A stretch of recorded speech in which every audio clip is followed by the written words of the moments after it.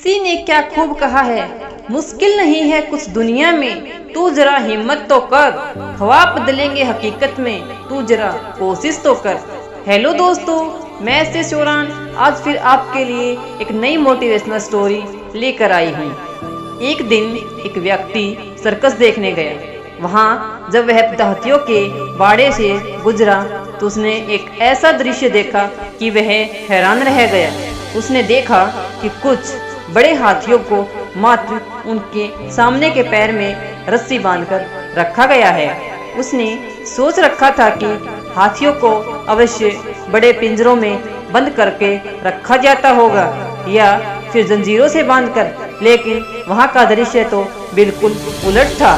उसने महावत से पूछा, भाई आप लोगों ने इन हाथियों को बस एक पतली रस्सी के सहारे बांध कर रखा है, वो भी उनके सामने के पैर को। ये तो इस रस्सी को बड़े ही आराम से तोड़ सकते हैं। मैं हैरान हूँ कि ये इसे तोड़ क्यों नहीं रहे। महावत ने उसे बताया, ये हाथी जब छोटे थे तब से ही हम इसे इतनी मोटी रस्सी से बांधते आ रहे हैं। उस समय इन्होंने रस्सी तोड़ने की बहुत कोशिश की, लेकिन ये छोटे थे इसलिए रस्सी को तोड़ पाना इनकी समझ के बाहर था। वे रस्सी तोड़ नहीं पाए और ये मान लिया कि रस्सी इतनी मजबूत है कि इसे वे कभी भी तोड़ नहीं सकते। आज भी इनकी वही सोच बरकरार है। इन्हें आज भी लगता है कि ये रस्सी नहीं तोड़ पाएंगे, इसलिए ये प्रयास भी नहीं करते हैं। यह सुनकर वह व्यक्ति हैरान रह गया। तो दोस्तों, उन हाथियों की तरह हम भी अपने जीवन में नकारात्मक सोच रूपी रस्सी से बंध जाते हैं।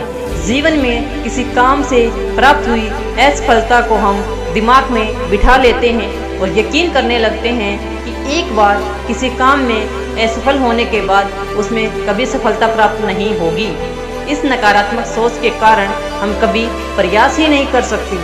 आज हमें आवश्यकता है इस नकारात्मक सोच से बाहर निकलने की, उन कमियों को पहचान कर दूर करने की जो हमारी असफलता का कारण बनी है।